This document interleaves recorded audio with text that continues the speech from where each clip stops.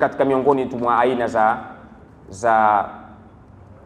za uchawi ambazo wakati mwingine zinafanywa na watu tofauti tofauti, lakini kila mwanadamu anakuwa na qarin.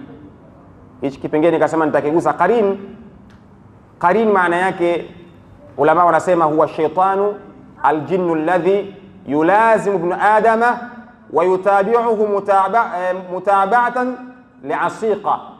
Kila mwanadamu aliyekuwepo hapa, kila mwanadamu ulama wanasema anakuwa anatembea na shaitani mmoja wa kijini.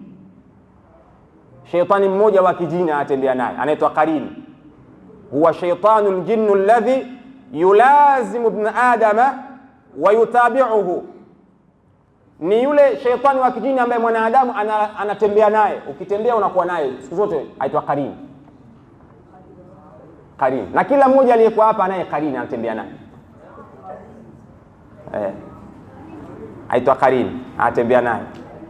Na ni hadithi ya bwana Mtume Muhammad sallallahu alayhi wa alihi wasallama, na mtume yeye alielezea jambo hili, na mtume akaja akasema isipokuwa qarini wake yeye ameslimu. Yani mtume naye pia alikuwa naye qarini, lakini yule qarini wa mtume sio kama qarini tuliokuwa naye sisi, sio kama qarini tuliokuwa nao sisi. Sisi tunatembea na mashaitani wa kijini, tupo nao muda wote hapa. Ndio maana ukienda kwa mganga anakupigia ramli, anakwambia jana ulikwenda Magomeni pale Kichangani, okay. Ulikutana na Abu wa Asa TV, mlikwenda kula maeneo fulani, hivyo. Unajua taarifa anapata wapi? Taarifa anapata kwa yule qarini uliokuwa naye. Wakati fulani mganga naye anaweza akapandisha shetani anapandisha.